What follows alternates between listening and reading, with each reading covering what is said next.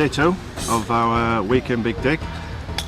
Lovely sunshine and a good turnout. Everybody's here. We're just about closing down 2 test pits, and one's about halfway finished, and then we've one straight behind you, which we've been looking at on the green, which is, we need to crack on a little bit, but I think we're a bit of midden, so there's lots of bits of bones and everything. So stacks to do. Keep sunshine, hopefully.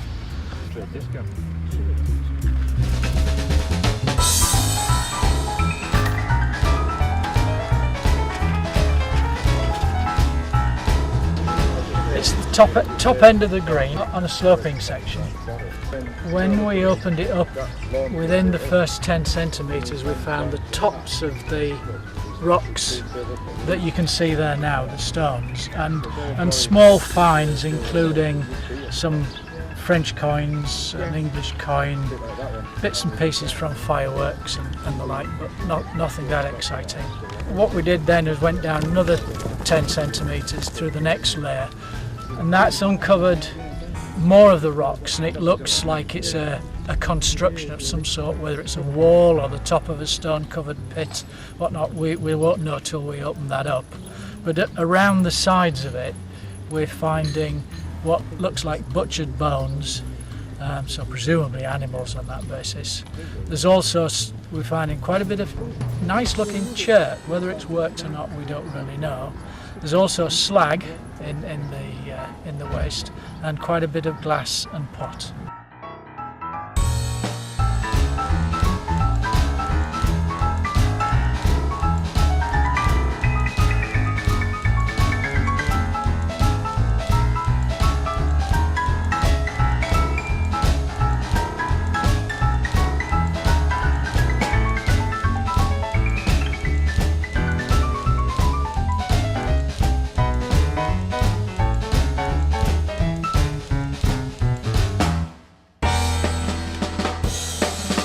As we saw yesterday, what we have down the right hand side of this trench is a waste pipe. We've actually come down to it.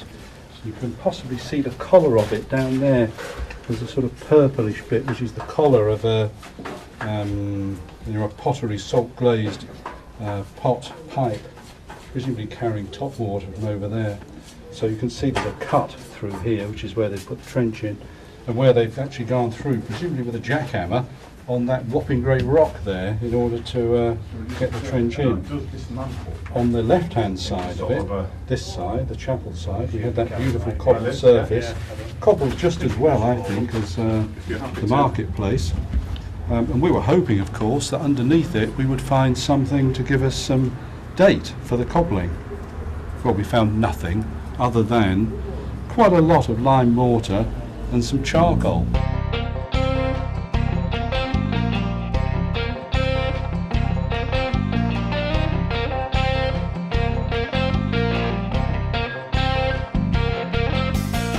Right, this is test pit 38 and it's now Sunday morning about 11 o'clock. Do you remember yesterday I was showing you these 2 bits, which in my sort of simplicity I thought actually went together? Well, they don't, because later today, or earlier today rather, we found this. We actually thought it was a stone because it was upside down, and they go together absolutely beautifully. You see there's even the crack across there. We haven't had any other finds. We've got the odd little bit, we're not sure what it is, a little piece of metal or something, but we're just going to take the trench down. We think we've hit the bottom now. We're going to take it down in 1/2, just another 10 centimetres to make sure, but I think we're there.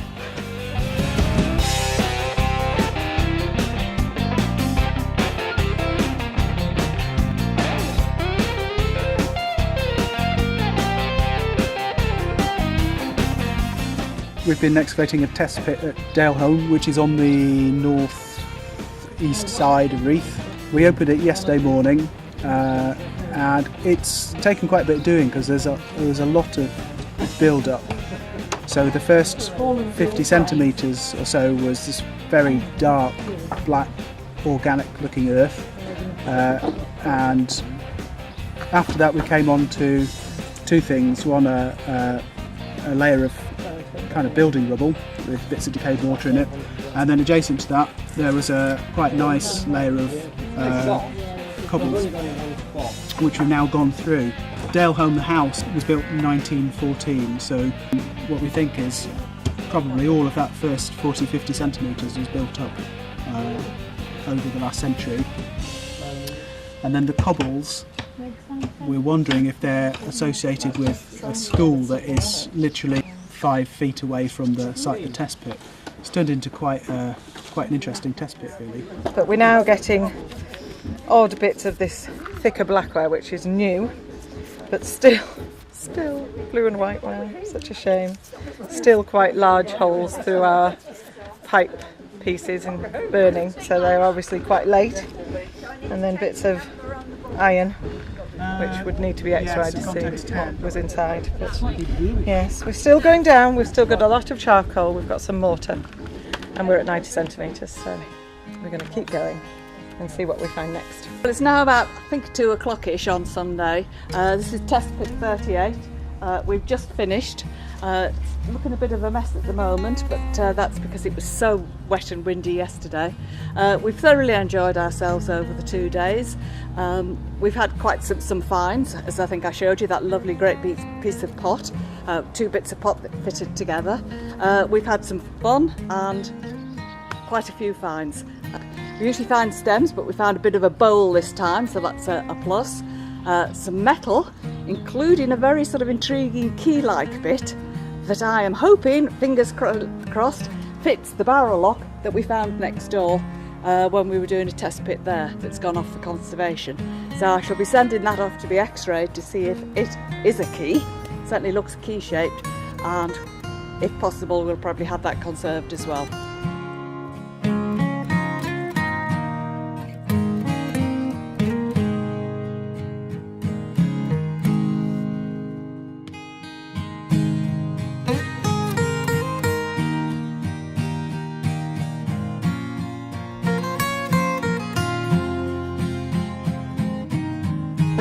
Basically gone a bit lower, and the soil is changing to something that's a bit more orangey and subsoil like, and there's a lot less fines in it.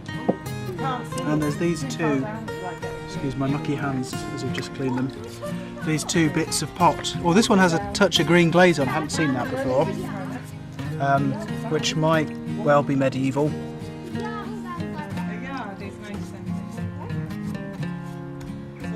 So that's been worth going the extra half yard and getting a bit deeper. So we're at the end of the second day of our 2-day dig at test pit 29. We've gone down to 1.2 metres, which is about the deepest pit I think that anybody's managed, so we're really pleased. We wouldn't have done that though had we not kept finding things all the way down. So yeah, we've had masses and masses of finds. Had a cobbled layer of about 50 centimetres, and then below that we continued to find quite late stuff, and fortunately below that again we went through a sort of claggy layer and gravelly layer, and below that we found some good secure context medieval stuff, so we're really pleased. It's been excellent. So thanks to everybody who's helped, it's been brilliant. The pit has gone down about 60 odd centimetres.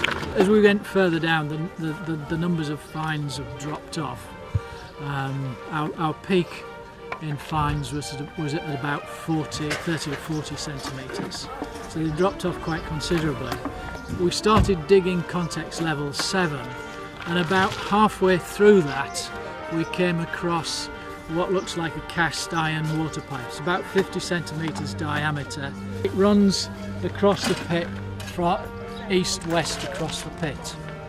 And as it goes east, of course, it's running a bit downhill, and as you look around, you'll find that what's just downhill from us is a water pump. And so what we think we've found is the cast iron feed pipe to that water pump.